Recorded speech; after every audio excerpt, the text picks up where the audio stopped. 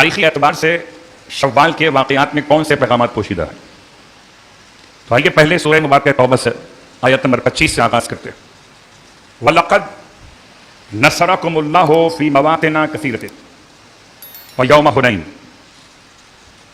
بتحقیق اللہ نے تمہاری مدد کی ہے فی مواطن کثیرۃ، بہت زیادہ مقامات میں، کثیرہ، وَيَوْمَ حُنَيْنٍ، اور خدا نے تمہاری مدد کی حنین کے دن۔ جنگ حنین کی کیفیات کیا ہے؟ شوال کی 3 تاریخ، شوال کی پہلی تاریخ میں ایک اور چھوٹا سا غزوہ ہے جس کا نام ہے قرقرۃ القدر، ایک چھوٹی سی جنگ ہے، شوال کی پہلی تاریخ کو ہے، جو ہجرت کے دوسرے برس میں ہے یا تیسرے برس میں، مدینہ منورہ سے اللہ کے رسول نے روانہ کیا مولا کائنات علی ابن ابی طالب علیہ السلام کو علم دے کر، آپ ساتھ میں خود بھی گئے،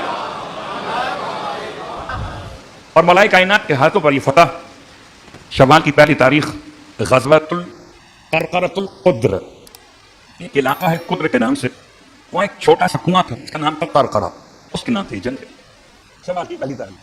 شوال کی 3 تاریخ یہ حنین، غزوہ حنین ہے، فتح مکہ کے بعد ہجرت کا نامہ برس، اور اللہ کے حبیب مکے سے ہی ہوا کیا تھا، بنی حوازن یہ رہتے تھے مکہ اور طائف کے درمیان کے علاقوں میں، اور حنین بیچ کی وادی ہے، مکہ اور طائف کے بیچ میں۔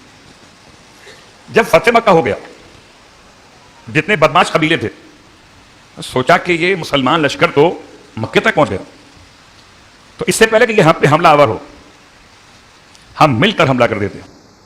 بنی حوازن کی 100 شاخیں پھیلی ہوئی تھیں، نسلوں کے اعتبار سے خاندانوں کے لیے 100 قبیلے تھے ان کے، آپ شاخیں بول سکتے ہیں، برانچز، یہ سب کے سب سوائے 2 کے،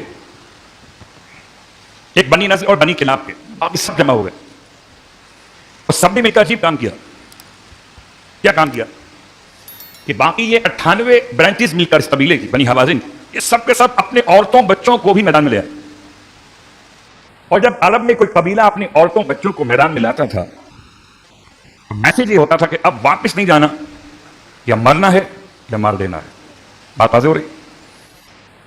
اگر سمجھ سکیں تو اتنا ہی کافی ہے کہ وہ باہلا کیا تھا میدان میں۔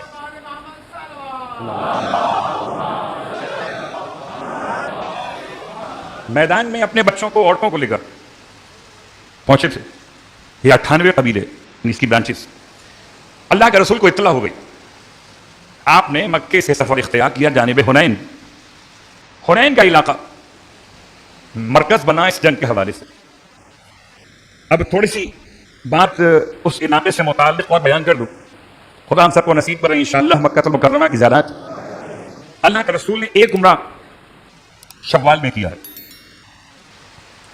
اور شوال کا عمرہ جو آپ نے کیا ہے اس میں آپ نے احرام پہنا ہے میقات جعرانہ سے، اس کو بعض لوگ جورانہ کہتے ہیں، یہ ایک مکے کے قریب 3 میقاتوں میں سب سے افضل میقات ہے۔ سب سے افضل کا مطلب جیسے پیغمبر نے خود احرام پہنا، تو میقات جعرانہ، جعرانہ کیا ہی لفظ، یہ خاتون کا لقب ہے، اس کا نام تھا ریتا بنت کلب۔ یہ ریتا کون ہے؟ ایک پاگل سی عورت تھی، یہ میں کہانی نہیں پڑھ رہا، اس کے پیچھے فلسفہ، پاگل سی عورت تھی، اسے خورقائے مکہ کہتے تھے۔ یہ کرتی کیا تھی؟ اپنے ساتھ عورتوں کو ملا کر، لڑکیوں کو صبح سے لے کر اور زوال تک اون کاٹتی تھی، آپ کہنے اون بنتی تھی، اور جب زوال آفتاب کا وقت ہوتا تھا تو کہتی تھی اپنی سہیلیوں سے اب سے کھول دو۔ ڈیری کام صحیح تھا، روز یہ کرتی تھی، صبح سے دوپہر تک اون کاٹتی تھی، دوپہر کو اب سے کھول دو۔ سمجھ رہے ہیں بات؟ نہیں سمجھ رہے؟ اس صبح سے دوپہر تک سارا ایک سمجھے بناتی تھی، اور دوپہر میں سب توڑ دیتی تھی، جیسے بالکل بچے ہوتے ہیں ریت کے کنارے اسی سائڈ پر جا رہے ہیں کھیلنے کے لیے، ایک ریت کا گھر بناتے ہیں، ایک بچہ آتا ہے ایک پاؤں مارتا ہے، سب توڑ دیتا ہے، تو بناتے بھی خود ہے توڑتے بھی خود ہے۔ سمجھ رہے ہیں بات کو؟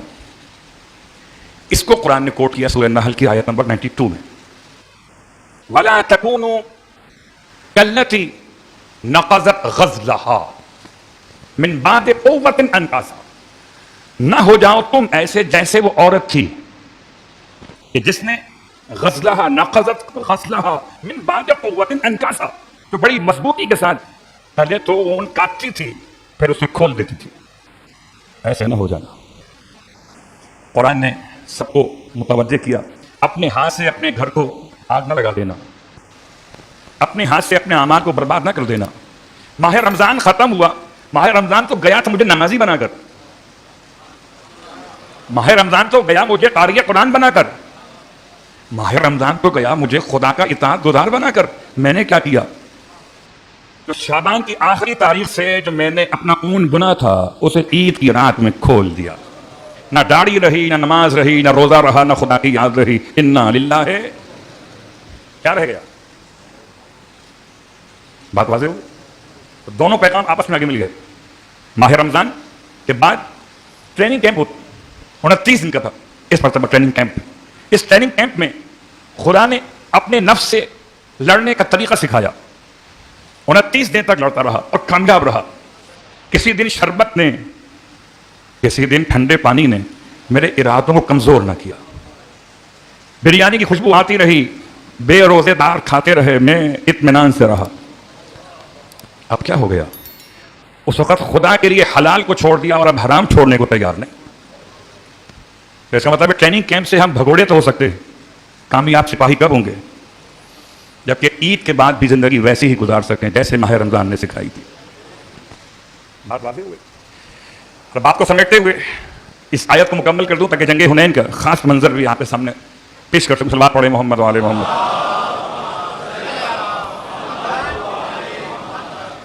جنگ حنین میں 12,000 کا لشکر ہے اسلام کا. 10,000 جو آئے تھے مدینہ منورہ سے فتح مکہ کے لیے, اور 2,000 وہ کہ جن کے بارے میں تاریخ کہتی ہے ایسے تھے کہ مجبوری مسلمان ہوئے تھے, ایسے تھے مجبوری میں مسلمان ہوئے تھے. تو 10 اور پلس 2 کتنے ہو گئے؟ 12,000. لشکر کفار سے 4,000, تو 3 گنا بڑا لشکر تھا اسلام کا. اب آیت کہتی اذ اعجبتکم کثرتکم, تمہیں اپنی کثرت پہ بڑا غرور تھا. جنگ حنین تمہیں اپنی کثرت پہ بڑا غرور تھا. کثرت پہ غرور ہو تو کیا فتح تمہارے مقدر میں تھی؟ فلم تغنی عنکم شیئا, تمہاری کثرت کے غرور نے تمہیں کوئی بھی فائدہ نہیں پہنچایا. جب تیر اندازوں نے تیر برسائے تو 12,000 کا لشکر ایسے تتر بتر ہوا کہ رسول خدا کے پاس جو رہ گئے ان کی گنتی بتا دوں کتنے رہ گئے تھے. ایک روایت 4 رہ گئے. یہ 4 کا مطلب 4 نہیں ہے مخصوص, ان 4 میں ایک مولائے کائنات ہیں, ایک جناب عباس ہیں, ایک اللہ کے رسول کے چاہنے والے غلام ہیں. تو یہ 4 افراد, ایک قول یا حضرت عباس کا اپنا قول کہ ہم 10 لوگ تھے, 10 میں سے ایک شہید ہو گیا, 9 رہ گئے. تو اللہ کے رسول نے مجھ سے کہا عباس سے, چچا جا کے آواز دے مسلمانوں کو, کہاں جا رہے ہیں؟ قسم کھا کے آئے ہیں کہ بھائی توڑیں گے نہیں, ساتھ چھوڑیں گے نہیں. کہاں جا رہے ہیں؟ کتنے لوگ بھاگے؟ میکسیمم 100 لوگ ہیں یہ جو پیغمبر کے ساتھ رہے. 11,900 افراد نے فرار کیا ہے. جنگ حنین 11,900 افراد, اللہ اکبر. اور اس میں جو سابقہ پریکٹس رہی تھی وہ تو کام آئی ہے. بات واضح ہو گئی. 12,000 کا لشکر, پیغمبر کے پاس میکسیمم 100 لوگ رہ گئے. چلیے وہ 2,000 تو وہ تھے جو نقلی مسلمان تھے, جیسے ہمارے نفلی مسلمان, نفل جانتے ہیں جہاد نہیں جانتے, مذہب جانتے ہیں دین نہیں جانتے. ان 2,000 کو چھوڑ دیجیے, باقی ساتھ میں تھے وہ. اذ اعجبتکم کثرتکم فلم تغن عنکم شیئا وضاقت علیکم الارض, زمین تم پر تنگ پڑ گئی, بما رحبت, اپنی وسعتوں کے باوجود, ثم ولیتم مدبرین, اور پھر تم پیٹھ دکھا کر بھاگے. صرف بھاگے نہیں, مدبرین, پوچھ کے نہیں گئے تھے, پیٹھ دکھا کر بھاگے. یہ سورہ توبہ کی آیت نمبر 25 سے پڑھیے اور پھر عید پر یاد کیجیے کہ ثبات قدم کیا ہے اور کمزوری قدم کیا ہے. پھر عید کے دن عید ملنے کے لیے پناہ گزین کیمپس میں اسماعیل ہانیہ کے 3 بیٹے, ایک کا نام حازم, ایک کا نام محمد, ایک کا نام عامر اشاتی, 3 بیٹے. اور اس کے ساتھ ساتھ ان کی پوری فیملی, صرف مرد نہیں عورتیں بھی, صرف پوتے نہیں پوتیاں بھی, پوری فیملیز عید ملنے کے لیے ان کیمپس میں گئے تھے. اس وقت اسرائیل نے اٹیک کیا, اور ایک ساتھ ان کے پورے اس خاندان کو شہید کر دیا گیا. عید کے دن اسماعیل کو یہ فون کیا گیا کہ تمہارے 3 بیٹے 3 پوتے شہید کر دیے گئے. تو نہ افسوس کیا اور نہ پچھتاوے کا اظہار کیا. کہنے لگے ہمیں شہادتوں سے آزادی کی امید ملتی ہے. ہماری اولادوں کو مار کر گھروں کو گرا کے تم سمجھتے ہو اپنے موقف سے پیچھے ہٹ جائیں گے؟ یہ ممکن نہیں. اللہ اکبر. کثرت پہ غرور کل بھی تھا، آج بھی ہے، لیکن خدا کی نصرت کل بھی تھی اور آج بھی ہے. بس امت مسلمہ کی کیفیت پہ ایک جملہ کافی ہے، کچھ بھی نہ کہا جائے، اتنی بات کافی. ایک خطیب کو فلسطین کے کسی علاقے میں جمعے کی نماز پڑھانا تھی. بعض کہتے ہیں عرب کا علاقہ ہے، فلسطین کے باہر، غالباً مصر کا، یہ قطر کا علاقہ اسماعیل مبارک کے اندر. وہ خطبے کے لیے پہنچا خطیب، لوگوں نے خطبہ دیجیے، کھڑا خطبے کے لیے. ایک جملہ کہا صرف کہ جب 32,000 مسلمانوں کی شہادت اور 75,000 مسلمانوں کے زخمی ہو جانے کے بعد اور لاکھوں افراد کی بے گھر ہو جانے کے بعد اس امت کا ضمیر زندہ نہ ہو سکا، میرے خطبے سے کیا ہوگا؟ نماز شروع کر دی. انا للہ و انا الیہ راجعون. ہم سے بددعا ہی کر رہے ہیں، دعا نہیں کر رہے. تو اگر بددعا سے ہی اگر سارے مسئلے حل ہوتے تو پیغمبر مکے میں بیٹھ کر بددعا کرتے، حنین میں جانے کی زحمت نہ ہوتی. حنین تک کیوں گئے تھے پیغمبر؟ کیا پیغمبر کی بددعا قبول نہیں ہوتی تھی؟ پروردگار ہم سب کو بیدار مسلمانوں میں شامل فرمائے. پروردگار واسطہ محمد و آل محمد کا ہمیں اپنی ذمہ داری کو سمجھنے اور اپنی ذمہ داری کو ادا کرنے کی توفیق عطا فرمائے. بارلا واسطہ محمد و آل محمد کا تمام تر اہل باطل کو تباہ و برباد فرمائے. تمام مسلمانوں کی مشکلات کو دور فرما، خاص طور سے بیت المقدس کی آزادی کے اسباب فراہم فرما. وہ تیاری کر رہے ہیں سرخ گائے کو ذبح کرنے کی، ہم اپنے جذبات قربان کرنے پہ تیار نہیں ہیں. وہ اپنے مسیح کو یاد کر رہے ہیں، ہم اپنے امام زمان کو ایسے بلانے پہ تیار نہیں ہیں. کیا ہوگا پروردگار؟ ہم سب کو نصرت امام کی توفیق عطا فرما. امام زمانہ علیہ الصلوۃ والسلام کے ظہور میں تعجیل فرما اور ہم سب کو امام زمانہ علیہ الصلوۃ والسلام کے ادنیٰ ترین خدمت گزاروں میں شامل فرما.